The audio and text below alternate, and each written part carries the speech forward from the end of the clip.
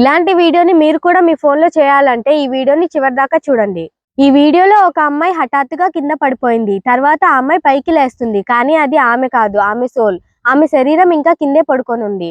దీనికోసం ముందుగా మీరు ఏం చేయాలి, ఒక కాన్సెప్ట్ అనుకొని దాన్ని షూట్ చేసుకోవాలి. ఇప్పుడు నేను చూపించిన కాన్సెప్ట్ కాకుండా మీకు నచ్చింది ఏదైనా చేసుకోవచ్చు. ఫర్ ఎగ్జాంపుల్, ఒక అమ్మాయి కుర్చీలో కూర్చొని కాసేపటికి నిద్రపోయింది. హఠాత్తుగా పైకి లేస్తుంది. కానీ అది ఆమె సోల్. ఇలా మీరు ఒక కాన్సెప్ట్ ని అనుకోవాలి. దీన్ని ఎలా షూట్ చేయాలి? ఇప్పుడు నేను చూపించిన కాన్సెప్ట్ ని ఎగ్జాంపుల్ గా తీసుకుందాం. అమ్మాయి నార్మల్ గా నడుచుకుంటూ వస్తుంది. ఇది ఫస్ట్ క్లిప్. హఠాత్తుగా కళ్ళు తిరిగి కింద పడిపోతుంది. ఇది మరో క్లిప్. కట్ చేస్తే అమ్మాయి కింద పడిపోయింది చూపిస్తాం. ఇక్కడ వీడియో అనేది స్టేబుల్ గా ఉండాలి, ఎక్కడా కూడా షేక్ అవ్వకూడదు. అలా ఆ అమ్మాయి ఒక 40 సెకండ్స్ పడుకొని పైకి లేస్తుంది. ఇదేంటి, నా శరీరం నుంచి నేను బయటకు వచ్చేసానా అన్నట్టు యాక్టింగ్ చేస్తుంది. ఇలా ఆ అమ్మాయి కళ్ళు తిరిగి కింద పడిపోవడం, కాసేపు అలానే పడుకోవడం, పైకి లేవడం, అలాగే షాక్ అయినట్టు యాక్ట్ చేయడం, ఇదంతా ఒకటే క్లిప్. మీకు అర్థమైంది కదా? ఏదైతే మెయిన్ పార్ట్ అంటే సోల్ ఎఫెక్ట్ ని మనం చూపిస్తామో ఆ పార్ట్ స్టేబుల్ గా ఉండాలి. మిగతా పార్ట్ మీరు ఎలా అయినా తీసుకోవచ్చు. ఇప్పుడు ఎడిటింగ్. దీనికోసం మీకు క్యాప్కట్ కావాలి. క్యాప్కట్ గురించి నా ఇన్స్టాగ్రామ్ పేజ్ లో వీడియో చేశాను. డిస్క్రిప్షన్ లో ఇన్స్టాగ్రామ్ లింక్ ఉంది. ఈ వీడియో అయిపోయిన తర్వాత ఆ లింక్ పై క్లిక్ చేసి క్యాప్కట్ గురించి వీడియో చూస్తే మీకు ఒక క్లారిటీ వస్తుంది. ఇక క్యాప్కట్ లోకి వీడియో క్లిప్స్ ని ఇంపోర్ట్ చేసుకోండి. ఫస్ట్ అన్ని క్లిప్స్ ని ట్రిమ్ చేసి కరెక్ట్ గా సెట్ చేసుకోండి.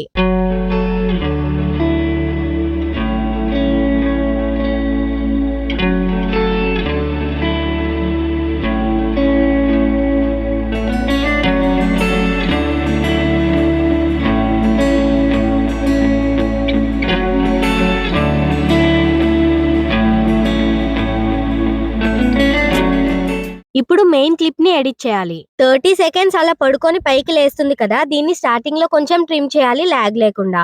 అలాగే ఎండింగ్ ఎక్కడ వరకు అయితే వీడియో పార్ట్ ఉండాలో ఉంచుకొని మిగతా పార్ట్ ని ట్రిమ్ చేసి డిలీట్ చేయాలి. ఇప్పుడు ఇదే క్లిప్ ని డూప్లికేట్ చేయాలి. డూప్లికేట్ చేసిన ఈ క్లిప్ ని ఓవర్లే చేసి మెయిన్ వీడియోకి ఈక్వల్ గా ఇలా సెట్ చేసుకోవాలి.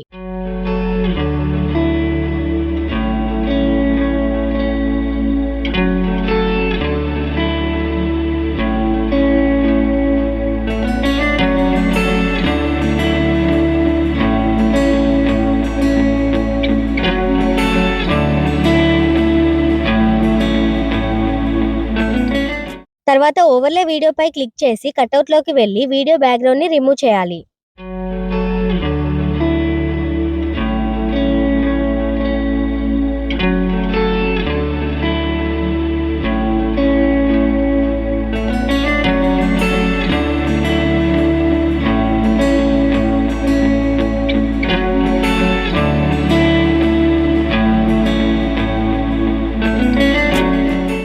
అండ్ నౌ ఈ ఓవర్లే వీడియో ఒపాసిటీని తగ్గించాలి. మీకు స్క్రీన్ పైన ఏదైతే కనిపిస్తుందో అదే విధంగా చేయండి.